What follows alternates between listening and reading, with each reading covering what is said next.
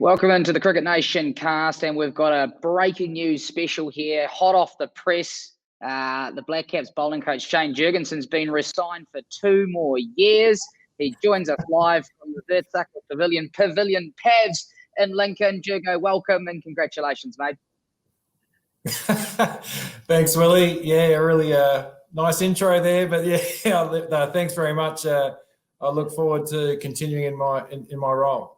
Well, you've been involved in I think you're coming into your 7th year now across 2 stints. You're obviously first involved with 2008 to 2010 before going away and working with Bangladesh and Fiji and Scotland. I suppose, why have you decided to extend? What is it you enjoy so much about hanging out with us, mate?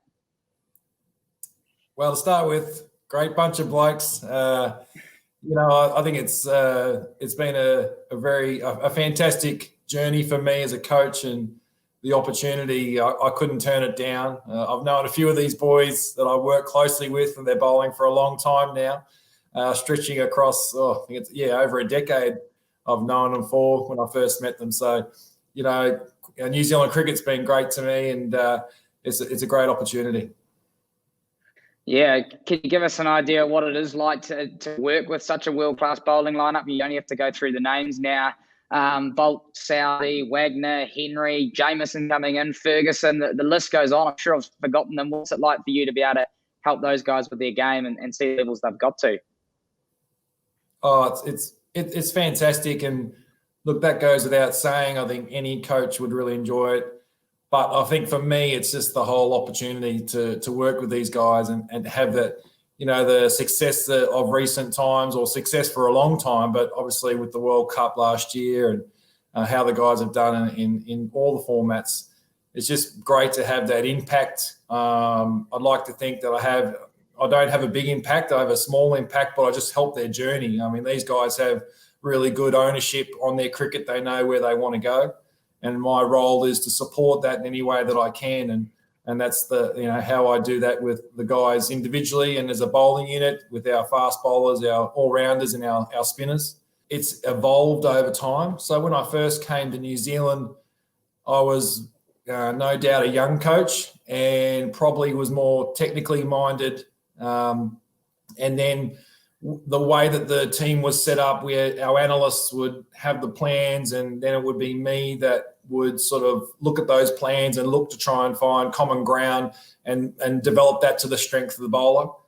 Now that's evolved to, it's still obviously a strong technical component, but that technical moves into the tactical side of the fence. So when the bowler uses their crease, when's it best to use it? What ball to use then?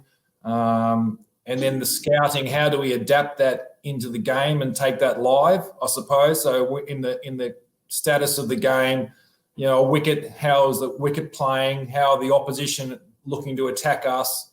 And I think that's what it extends to, is what fields do we set? When do we set these fields? What do we do at the death and the white ball game? So, it's certainly a role. And what I've really enjoyed too now is my role is extended to bowlers that are coming through. So we've got our current group of world-class bowlers, that are ranked highly, and then we've, through injury, NZA programs, our high-performance programs, the opportunity for me too to have a role through very small windows that we've had, and particularly the recent window, and which has been great the last 6 months to develop the next crop of bowlers, to develop our depth of our bowling ranks coming through. You're getting into a real absolute bowling fizz up then, Jurgo. Love to see it. What about, I suppose, your personal relationships with the guys? I mean, people get to see it up close, whether it's a whispering sweet nothings into Tim Southey's ear, or the passion you have with Trent Boult at the back of a net session, or watching Wags go about it. How special are those relationships with you? Because the bowlers, they are a bit of a mafia, a bit of a cartel, who sort of very strong bonds.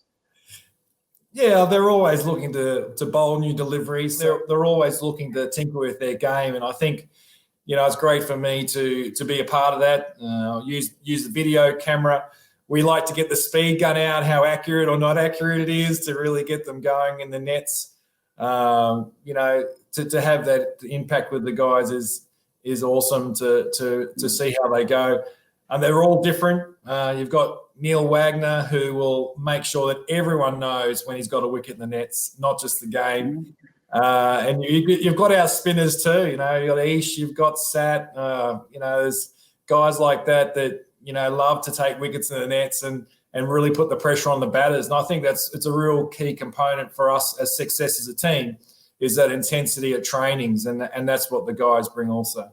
Well, Shane, there's plenty of talk about you as the bowling coach, but there was a time not too long ago that you were actually the bowler as well over there in Australia, I think born in Brisbane. And is that where you started your career, potentially played across 3 states as a big, nasty, fasty bowling bouncy outswingers? Oh, look, I think the reality was I thought I was quicker than what I really was. Like every fast bowler. I had a very a career that probably helped my coaching in all seriousness. Different environments. Yeah, I was born and bred in Brisbane, went to the cricket academy that was back then in Adelaide under Rod Marsh, received quite a few sprays from Rod over my time there, and give me a rocket to fix my attitude as a 17 or 18-year-old, I think it was then. And, moved over to Western Australia as far as you could get from Brisbane, and then from there, and then learnt, the environment there around the current Australian coach, Justin Langer, Tom Moody, Brendan Julian. I think they might have won the Sheffield Shield, and to see when I was there, Gilchrist, and then moved to Tassie to further pursue opportunities. And then eventually back to Queensland, which was always my dream to play for Queensland, and to fulfil that was fantastic. But I think that plus playing in England, it gave me a lot of an opportunity to see a lot of environments and cricket environments, and some good, some bad, and it's really helped my coaching. Let's get into the nitty gritty of your playing career, Jurgo. I'm just going to go off anecdotes you've told me. Michael Clarke, got him out of potentially a few times. Stuart McGill, you hit him onto the roof at the SCG, and I think you bowled something like 78 overs in a Sheffield Shield final for 10 wickets on a losing course. Is that right? Yeah, still a record in the final. It was a hat-trick at Bellerive. The 2 Shanes have got hat-tricks at Bellerive Oval, Bondi and me. And yeah, Michael Clarke used to just come across the off-stump with his pad and just lock off. And then, the famous story about what you did miss about that 6 I hit on the ladies' stand at SCG. I did get out the next ball, and I shouldered arms, so I gave it that one. And as the ball's coming down, it was Stuart McGill's straight one, and I swear I heard Brad Haddon, Michael Clarke, Michael Bevan literally laughing before the ball hit my pad. So that was the end of the game. So we were lost convincingly. So I've had some funny batting periods in my time, and I might just slip in there another Shane and say I did hit Warney. There's not many that can say they hit Warney for 3 fours in a row, so I did that once. Whereabouts? Oh, that was at the MCG. I hit a couple of 4s and maybe a 6 off Cameron White, and so he came on and hadn't warmed up at all, and he bowled 2 atrocious short balls that I pulled, and then I thought the next one he's going to toss it up for sure, so I hit it straight back over his head, and then he grabbed his cap. I love it. That's the worst over I've ever bowled in first-class cricket. And I looked at him, I said, come on, because he hadn't warmed up, and he was probably 37 then, or 35. So anyway, I wanted him to give me a bit more credit anyway. Were you a number 11 or 10? I wasn't at that level. I could bat at club cricket. I did get a few 50s at clubland. I got a couple of hundreds in England, but predominantly at that level, 9, 10, and 11, but probably 11. That's great, Steve. Were you ever far away from making that next step up to Australia? Oh, look, I played in a time when I think, like late 90s, 2000, I probably wasn't a chance. I think, I had a really a good year, 2002 and 3, first-class cricket and even club cricket, and probably was a chance maybe for Australia A, but it never eventuated. And I think I always looked upon and enjoyed, working with the younger players coming through, and coaching came to fruition, or not, came to as an opportunity, I should say, in my early 20s. So I always had that on the side. And then once I realised I was never going to go, I quickly turned to coaching whilst I was still playing, and sort of used myself and had a coaching business, and used that as my grounding and my foundation to learn about, coaching boys and girls, teenagers, seniors, senior men's, and really helped me, to get my grounding of coaching, understanding bowling actions, how to bat even, and all those type of things. And how did you end up winding up over here? It was purely, if I dare say, luck. I met John Wright, the then high performance manager of New Zealand cricket. He came over to Brisbane and was looking for an overseas base for New Zealand to do as another option apart from where I am here in the Pavs in Christchurch. So during the winter months, come over to Brisbane. It's really good weather in Brisbane, sort of this time of year, hardly rains. So I met him. I was club coach at the time of Sandgate Redcliffe, my club, and my long-time club secretary, Ken Dixon, great friend of mine, invited me to come and meet him. And then that was in April. And then next minute I got the opportunity to be like a liaison officer / bowling coach and help the New Zealand emerging players team. In 2008, they prepared at my club for about a week, and then they started playing games. So that was when for the first time, it started to rain. I was under pressure. I had to get an indoor centre. I ended up getting the guys into the Gabba indoor nets, and I was rushing around getting water. The next minute I'm bowling coaching, and here's Trent Bolt. And I went up to him, and he was 17, and I said to him, "Are you a batter, mate?" And that was a really bad question. Rule 1, always get your information before you ask. But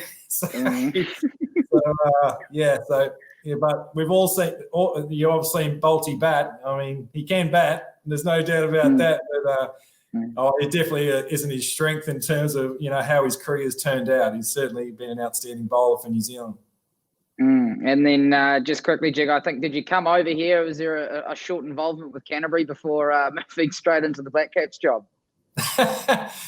Yeah, I still hear it. I overheard it yesterday, actually, from Tom Latham. I bumped into Tom, and then, from that meeting and that emerging players tournament, I had the opportunity to become the network coach for Canterbury for about 6 weeks. And every time I see someone down here, I hate coming down here. No, I love it. But running to Canterbury people, I said, "Oh, you worked for Canterbury Cricket for 8 weeks, wasn't it?" And it was. And then had the opportunity with Andy Moles to trial as bowling coach. There was an opportunity there, and that's how I moved into that bowling coach role from around December 2008. Yeah, absolutely. And I think a couple of years there, then Alan Donald, I think, came into the role. You moved away. Shane, we'll quickly just cover off your coaching in between there before we got you back, and the rest is history. We've got a surprise guest actually waiting in the wings, so I've just teed up. So I think you'll enjoy talking to him shortly. But just talking to us about that time away, and particularly your work with the Bangladesh team, where you really sort of, improved their standard of cricket, particularly at home. Yeah, it was. I got the opportunity to go to Bangladesh from Stuart Law, who was the then coach, and he called me and said, "I got an opportunity at Bangladesh," and I was surprised because at that point in time he was with Sri Lanka. So he got me over there as bowling coach. Definitely a shock to the system when I first arrived. I had been there before with the BLACKCAPS, but to sort of be living there and breathing cricket, a third world country, and just experiencing that was very humbling. The players were fantastic. I was the bowling coach when I first turned up, and due to circumstances became the head coach. And a very talented team, as we have seen it, and with the Bangladesh side, and extremely talented, and it gave me the opportunity to just see so many different angles of the game, from the person that gets the cricket balls or the bit of paper that I have to sign, and that comes to me, the room attendants, and of course the players, where they come from. Some from families that have strong financially. Then you've got guys that have come from very modest, humble beginnings and making the national team. And so, it really made me see the world of cricket from a different angle and appreciate how lucky I've been, and also the ability to have an impact. And they have guys that have, at times played really good cricket, but they're under a lot of pressure in Bangladesh at times because of the board, and they want success and immediate success. So I felt when I was head coach, my role was just to try and block all that out and get the guys to enjoy cricket. And if I had long days and nights away from my family, who was still in Brisbane at the time. So, it was tough being away from him, but at the same time, it gave me an opportunity to work long hours and keep everyone away so the guys could concentrate on cricket. Yeah, I think we could probably talk to you about stories about coaching in that part of the world all day, and we will come back to a couple. I know there was a certain tour the BLACKCAPS went on in about 2013 where they didn't win a game against you, Jurgo, so we'll come back to that later. But first, I've got a special guest. He was just so excited when the news came through that you'd been reappointed as bowling coach that I had to bring him into the Cricket Nation cast. You'll recognise him as Neil Wagner from Papamoa there. Wags, welcome to the show, and I believe you wanted to congratulate Jurgo. Yeah, congrats, Jurgo. Look forward to working with you, obviously, and continuing the long success. And may your wife keep baking those lovely brownies that keeps us quiet last day of a test match. Definitely goes a long way. So, what are you doing in Lincoln, mate?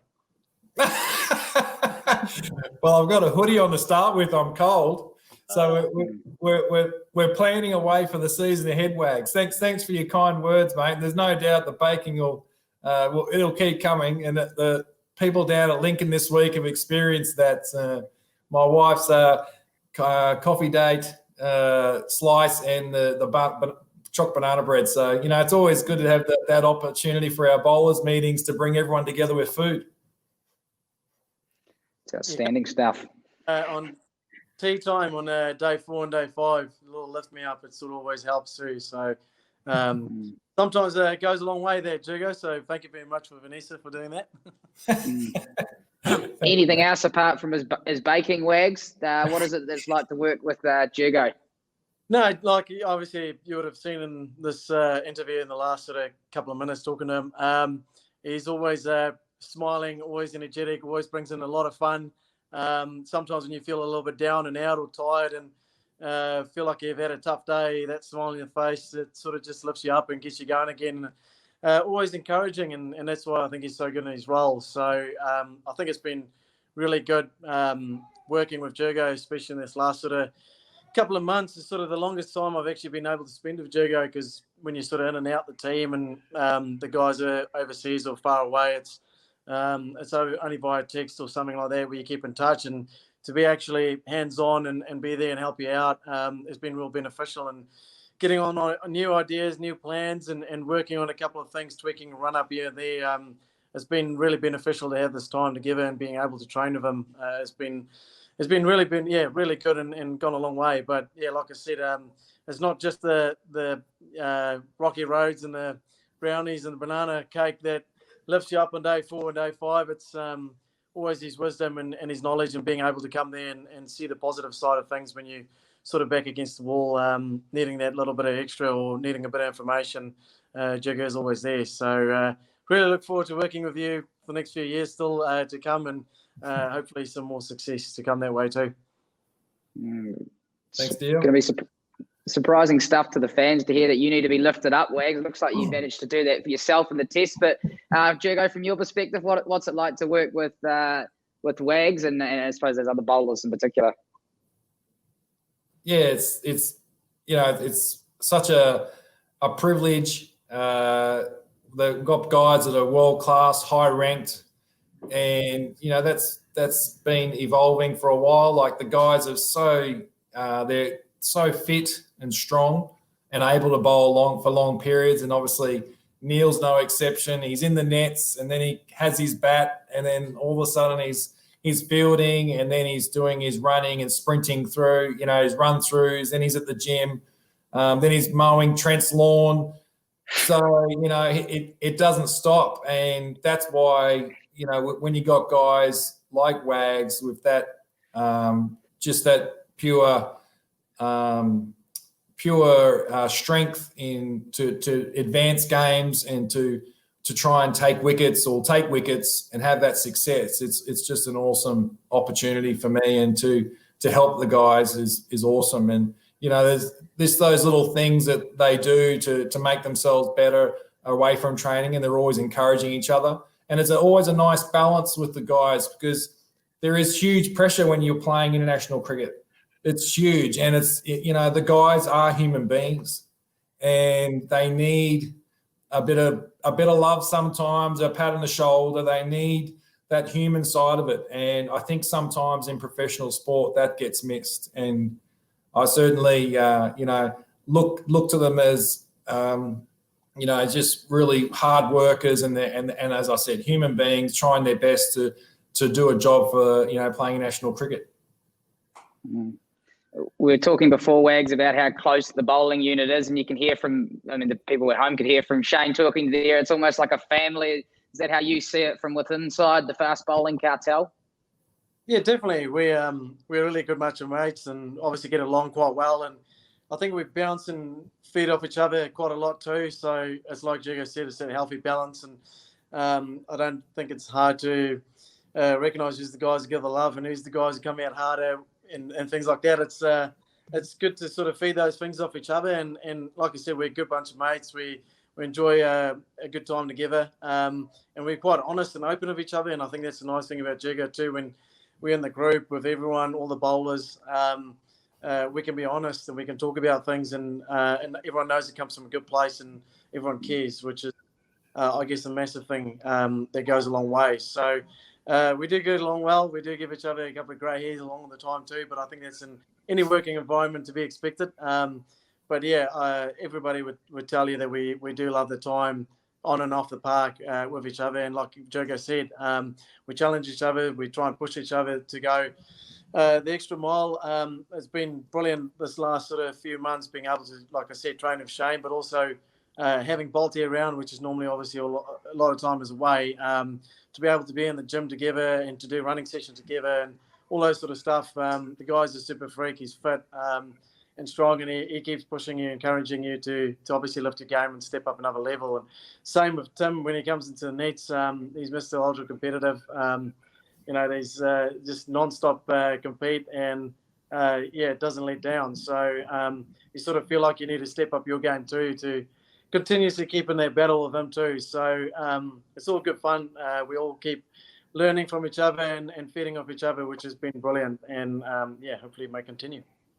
It's an incredible sort of period of time at the moment with Trent Boult, Tim Southey, Neil Wagner, and you're all racing up those wicket tallies along with BJ Watling, who's catching plenty behind the stumps. Just while I've still got you, Wags, and I know you're going to rush off to Matt Henry's wedding this weekend, huge on the New Zealand cricket social calendar, but once and for all, let's talk about how you take your wickets and how you guys come up with your plan of the short stuff, because that is how you take a lot of your wickets, Wags. Jurgo, can you remember the moment when you wanted to start going down this route, or did it slowly come about? And whose idea was it? Yeah, well, I think it's sort of, we always talk about it and it sounds like a broken record player, but you can't underestimate the value of the other guys in the team. And I know you mentioned Tim and Trent and myself there, but Matt Henry has played a big role when he's played. Colin de Grandhomme plays a huge role. Mitchell Santner, the same. All the other bowlers.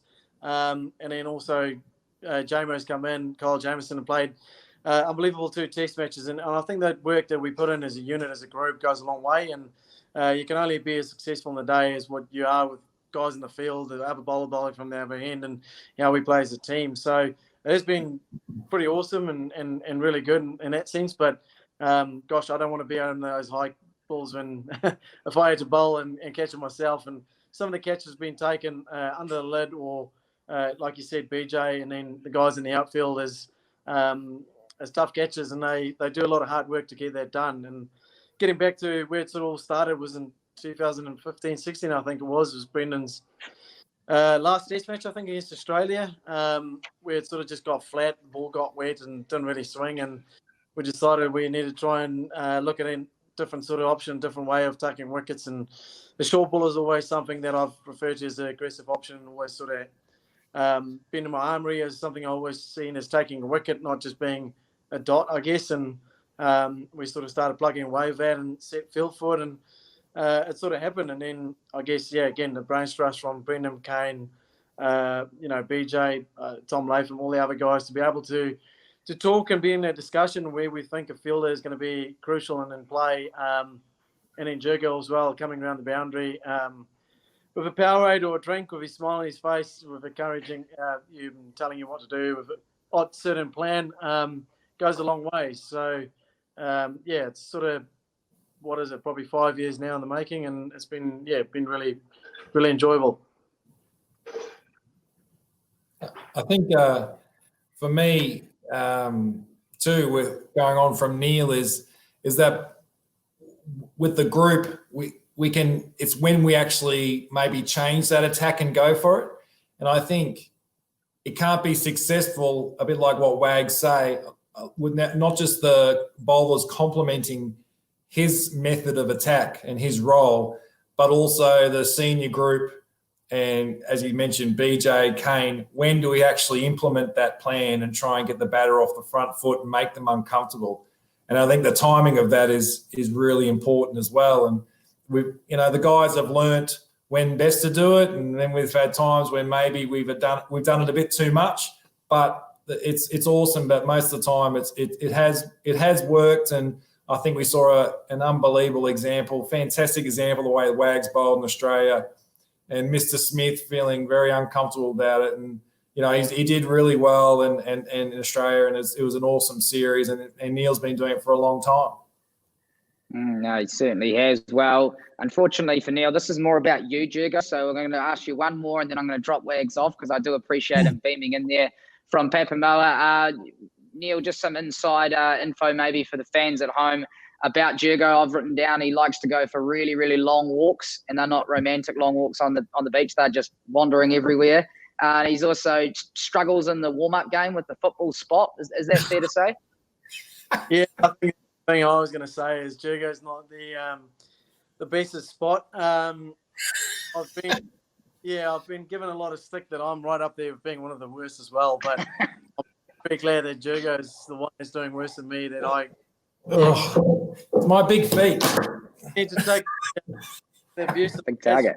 But it is a tough and a sort of nice, enjoyable but brutal game at times, and it goes pop a lot. But I would say that's not his best part or his strong suit. And then Jurgo, for some reason, whenever he hits catches to me, everyone else, most amazing catches, cover catches, like nails them, hits them really hard. Perfect, good catches, everything, high catches, awesome. And then whenever I get there, Jurgo almost get the yips and just would like lob it to me and just drops down on my feet. And then Harry always end up getting one finger on the bowling hand. And I just look at Jurgo, just sorry, mate, sorry. And it's always, so it's sort of a known thing that whenever I get there and the first catch comes to me off Jurgo's bat and warm-ups, I just know it's just going to bounce in the half volley, and he sort of laughs and, oh, here he is. And I just know it's going to not really hands, but he's been phenomenal with what he does in the cricket side of things. Well, long may he continue to hit you poor catches and continue to coach you really well in a bowling respect. Wags, we really appreciate you giving us some time, mate. And thanks very much. Enjoy this weekend and hope to see you out on the park soon. Thanks, Willie. Congrats, Jurgo. Look forward to seeing you soon, mate. Enjoy Lincoln. Thanks, Wags. I thought he was going to yell, "You suck at hitting catches" before that. Well, that was great. Jurgo, just while he's gone now, can you give us some more intel on Wags? How do you think he has found this extraordinary ability to bounce people out, but also go for really long spells and use the ball when he's old? Because it's quite an incredible record he's fashioned, second fastest to Hadley under 200 test wickets. The role he plays, the man he is. Give us some insights. I said it wasn't going to be about him, but now it is. Yeah, well, he just to going back to what he said, I do actually hit really poor catches to him. There's always one person, and when Wags is not in the white ball game, it's always East Sodhi. And then back years ago, it used to be Bondi. So every time Bondi stood up to get a catch, I was like, oh no, and it just hit the side of the bat. So, But I think good honesty. with Wags, he's got a big heart. He's got a really fierce determination to do well. And I think he's always wanted that. The great part about really good teams, I think, and it comes across other sports, is that there's really healthy competition within the group. And how this team has evolved and the depth of bowlers we have now, which is very exciting in all departments, all-rounders, spinners, fast bowlers, swing bowlers. So they're always looking to develop their game. And you've seen Neil, him and Trent, he wants to be similar to Trent. There's been times when Trent has wanted to bowl like Neil, and that aggressive option with the shorter sort of getting the batter off the front foot. That they bounce ideas off each other. Should I try and do this now? And with Neil, he has worked so hard on trying to swing the ball, be more accurate, and he's doing that now to complement his main method of attack. He's developed a fantastic knuckleball, and he's got wickets on it. And he's presented himself. He bowls Yorkers in the tests, and that's taken wickets when the ball's swinging. So he's always looking to develop his game. And, for any young bowler, he will bowl and keep bowling. He gets strong from bowling. And, he's a really good example of how he's someone who's very bowling fit, but he's also worked hard on his fitness to be able to recover. And I think that's the other thing about fitness is everyone thinks it's about the effort of bowling. Yes, it is, but you must be fit. You must be resilient to be able to do it day in and day out. Now bowlers bowl 50-plus overs most test matches when we play in New Zealand. You've got to be able to physically do that. Yeah, massive, I suppose, change in the modern day players and keeping them fit and on the field, isn't there? I suppose. Do you think, obviously that comes down to fitness, but do you also think we just know a lot more about loading now, Jurgo, and you guys have got your CMS system where they're basically putting in all overs they bowl all year round, so you can try to predict the spikes and all of that. Is that a big reason, do you think, these guys, along with their work rate as well? Yeah, I think as a cricketing nation, as a cricket organisation, we work hard on planning, seeing where red flags could possibly be, which weeks the guys could possibly be in a situation where they're bowling an extreme amount of overs. So, we're going through that process basically now. Now that the schedule, we slowly, when that comes out officially, but we sort of have an idea of what we'll need to do. The guys at the IPL, they have their plan. So we're doing that a lot better now. And that, again, complements the physical fitness and enables us to see when we can make sure the guys are at their best opportunity to work on their game also. We don't want to see any drop-off in pace or bounce and having an impact in trying to get the batter out. So that's also the reason for the planning and looking ahead to make sure the guys are in the best physical space. And big shout out to strength and conditioning coach Chris Donaldson, not Shane. Chris Donaldson does a huge role there, and the physios as well. Shane, we're kind of running out of time here, but just a couple of quick ones. I just wanted to nip back to your time when you did coach Bangladesh and you did whitewash the BLACKCAPS, and it wasn't a very happy memory when you talked with a few of the boys who are over there, but can you tell us about that tour quickly and how you managed to get the better of your future side you'd work with? I knew a few of them, so I sort of had an idea of what the Bangladesh team would be up against. Bangladesh is a very tough team to play in their own country, and unfortunately we've missed out on that tour there this year for the moment, but which would have been a great experience for the guys. So, I think looking back then, the Bangladesh team, I think they were a bit of confidence prior to that series, and that sort of certainly helped. So, yeah, it was tough. I have to admit, it was tough from my side of the fence because I knew a lot of the New Zealand players very well. So it was, it's to come from the other side. It was a bit weird. Weird, great word. One thing that's always intrigued me, Jurgo, is when you're out there spraying the run-ups, it seems like you're doing it Well, I don't know how scientifically you're doing it. How does that work? And yeah, B, who has the measurements and what's actually going on out there? Are you just spraying numbers left, right, and centre? Some people always wonder, what am I doing? Why am I measuring out the run-ups for them? There's a couple of reasons about consistency. The guys can just focus on their game. It takes out a lot of time. In warm-ups, they can enjoy themselves and play more spot or play, before the warm-ups, and also with training. It just takes out time. It's less messy, and just having those little things done for the guys. And over the years, I've managed to remember, how long their run-ups are. So you do it off the top of your head. You mark it out and then you write their initials. Is that right? Yeah, they've got their own. Some of them have the specific thing they like to see, like Tim Southey, 16 metres, and he just wants a T and an S. Mm-hmm. Keep going. We're loving this. Who else we got? Trent Bolt, he just wants a T, a big T at 1840. Yeah. Kyle Jemison wants a line and a K that sort of molds into the line. So that's a KJ and hits 1910. Lockie Ferguson's 2150, and he needs his a little bit wider of the crease because he comes in from an angle. Colin de Granome's 13 metres. Mitchell Satner's 7.5 and 8.5 metres. He likes 2 marks. And Ish Sodhi is just slightly 1 foot further than Mitchell Satner's, and he likes his a little bit wider because he's a leg spinner and he comes in on an angle. And then, I think you're like a bowling Rain Man, aren't you? Get all the numbers in your head. What was Bondi? Bondi's was around, I think it was 1820, and he always used to go back a bit further. I'm pretty sure it was 1820. Chris Martin, he was around the 20s, early 20s. Wow. Scott Kugelheim, he changes his. He changes from 2150 to all of a sudden it's 20 on 2030. It changes every series that he's involved in. But I think, I remember Bondi always had a little thing that he would go back further. And then when Bondi was nervous, I could always tell it because he starts swinging his arms at the top of his run-up.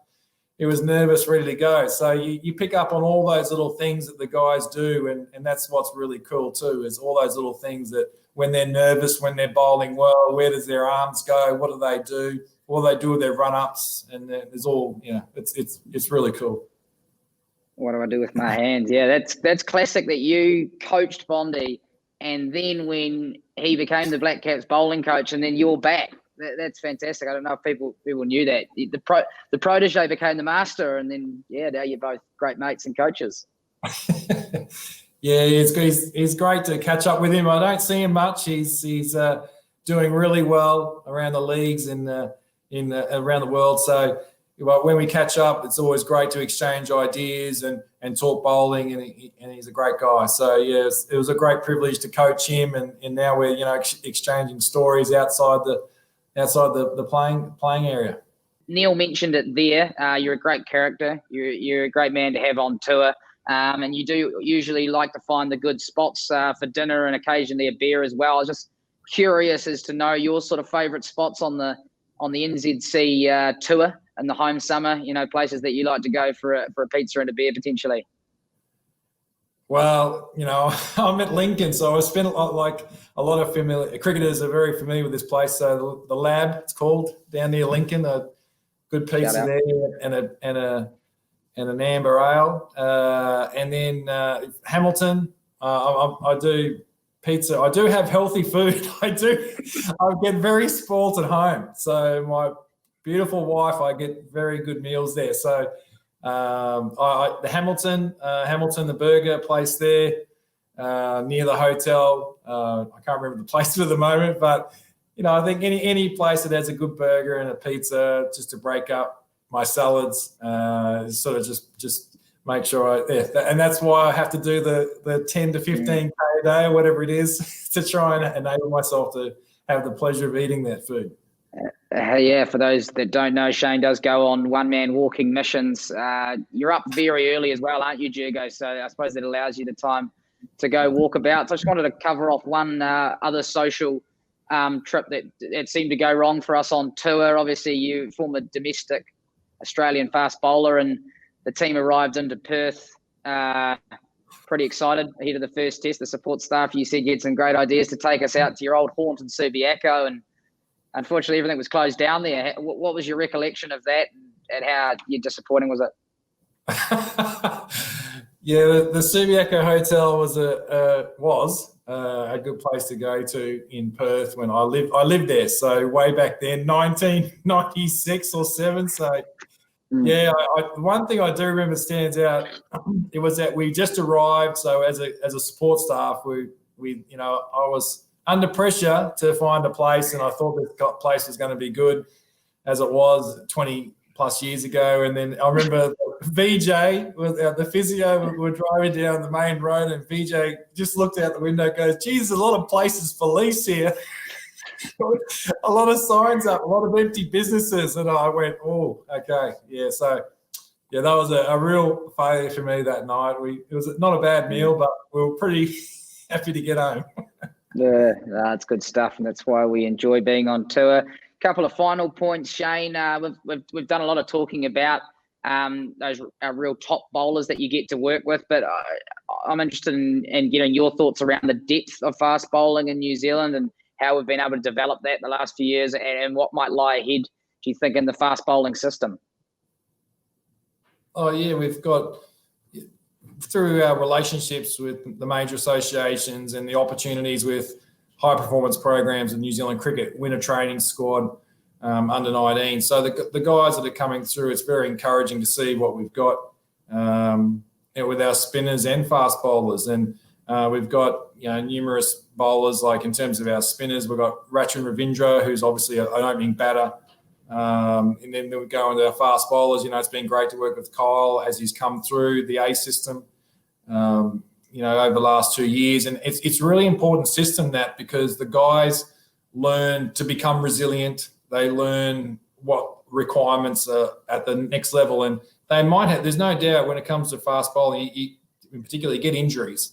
And that's a really key component for all these guys. And to see these, KJ come through last year is a really good example, and the success that he had, and that's purely because of the experiences he had before he played for the BLACKCAPS, and it gave him the confidence to go out and play well against India. So it's really encouraging to see those guys, and there's numerous guys around the country that have certainly been putting their hands up across all the formats.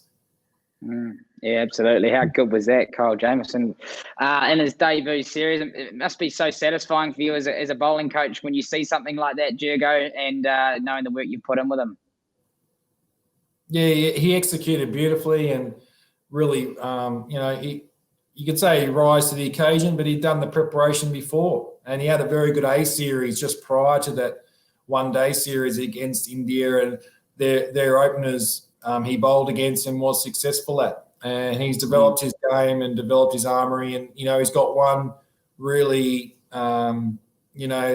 strong attribute is he's 6'8" or 6'9". So you're looking up at him. He comes from a height. He gets extra bounce, and he's very awkward for the batter. So it's a huge advantage. But at the same time, you can have those advantages as much as you want, but you've got to be able to execute. And really pleasing to see the impact he had. And then he continued it on in the Test series with the important wicket of Virat Kohli in the first Test in Wellington, and had a really good series there, and also the way that he's prepared himself, particularly with the bat. So like all the guys can bat these days, and we know how Trent can bat in that first Test in Wellington. So all the guys are working on their game.